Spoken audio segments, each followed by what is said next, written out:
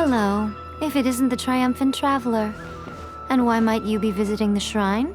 A sign of piety, perhaps? You literally told us to come meet you here! I was just joking. I've been waiting for you. Seems like someone's in a pretty good mood. Mm-hmm. Catching up with an old friend I hadn't seen in years was truly delightful. By the way, I heard that you had a duel before the throne, with a Fatui Harbinger no less. Defeating Signora head-on in a duel means that your strength exceeds my expectations. Still, you did end up victorious. I gather congratulations are in order. Sure feels good to finally thwart the Fatui plan for once. They caused plenty of trouble along the way, but at the very least, they didn't get their hands on another Gnosis. Wait a second. Did you say Gnosis? As in, the little thing that looks something like a chess piece? Yep, that's the one. You've seen one too? Gnosis belong to the Seven. They're what keep them connected to Celestia. Oh. What's wrong? I handed that over. You did what now? Well, how else was I supposed to save your skin from the Balladeer exactly? The Balladeer is number 6 of the Fatui Harbingers. In terms of strength, he is superior to Signora. I'm not the kind of person who risks life and limb for any old reason. You did... for once, Paimon just does not know what to say. After A created her puppet vessel, she no longer had anywhere to put it.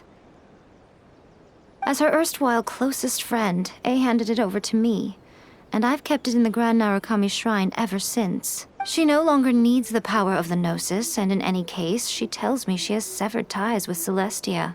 Thus, the Gnosis became not only useless, but also a potential source of conflict. Is that not a good bargain, exchanging it for the one at the core of the plan? Judging by the results, at least, I dare say I struck a good deal. When you put it like that, Paimon has to agree. The Traveler is worth more than a Gnosis.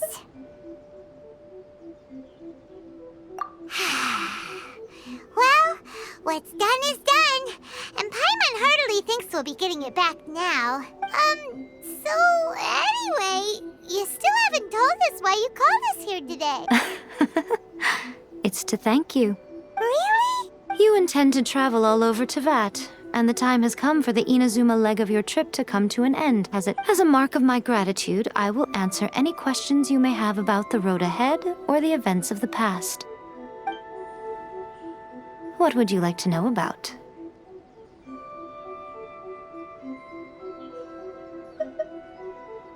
Sorry, I haven't a clue.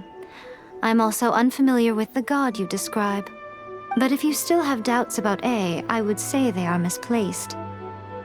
Not only does she not fit your description, but she voluntarily gave up her Gnosis long ago, severing her ties with Celestia in the process. That's good to hear. Otherwise, given that I'm her familiar, it could have made our relationship rather awkward, don't you think? Don't worry, we aren't looking to pick a fight with you. I wish you the best of luck. May you soon discover the truth behind it all. As for your sister's whereabouts, I will use all the resources at my disposal to investigate it, and I will also borrow some of Ayato's people from the Shiumatsuban. I'll let you know if I find out anything. Consider it part of my means of thanking you. That puppet was built with technology that has been lost to time.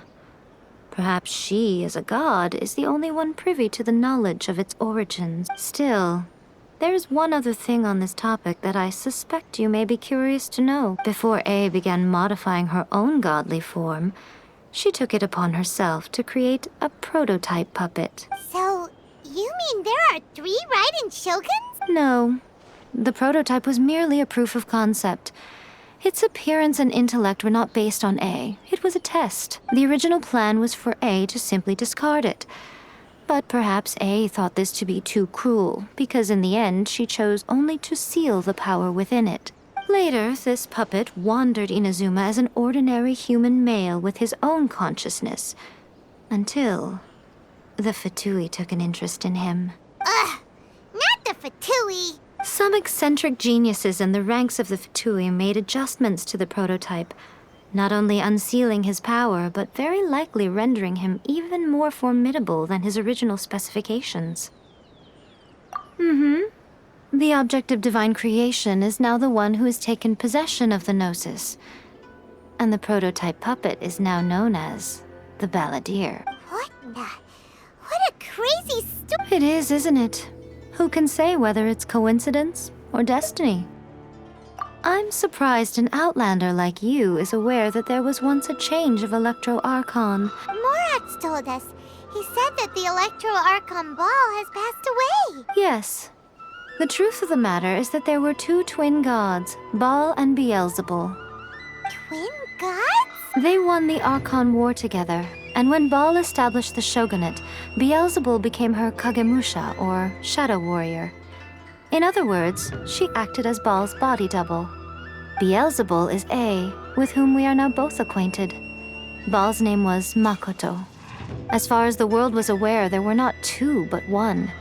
They complemented each other, and they ruled Inazuma jointly, so there was no need for the public to know the truth. In fact, the name Baal and the title of Raiden Shogun was understood to refer to both of them. Right up until...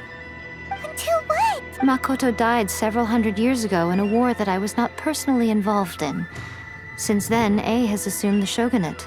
Losing her sister must have been super hard on A. That was when A began to change. Paimon feels like she understands A a lot better now after finding that out. So what kind of god was Makoto? I didn't spend a great deal of time with her, but my impression was she was a gentle god, who in each moment cherished the beauty of what was before her. Wow. After leaving Inazuma, I think it would be easiest for you to go to Sumeru. Ooh, Sumeru!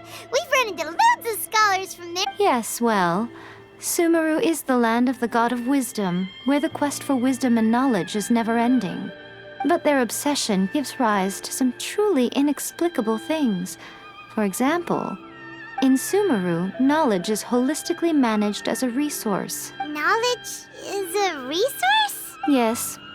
I don't know whether it was the sages or Lesser Lord Kusanali who came up with the idea. Lesser Lord Kusanali? That's a cute name. Oh, you haven't heard. Lesser Lord Kusanali is the deity in whom the people of Sumeru place their faith. It's their chosen term of endearment for her. I'm sure you must have some things to discuss with her too. I wish you all the best. Sorry, I haven't a clue. But if you still have... Not only does she not fit your description, that's good to hear. Don't worry. We aren't looking to pick a fight with you. As for your sister, I'll let you know if I find out anything. Are you sure? Keep it safe. There was me thinking... Who in their right... I see. Your ambition should be something that transcends the world below and the starry sky above. Something that shines in unison with fate itself. Perhaps the reason you do not possess a vision is that such an ambition has yet to be engendered within you. Continue on your journey, and maybe that moment will come to pass.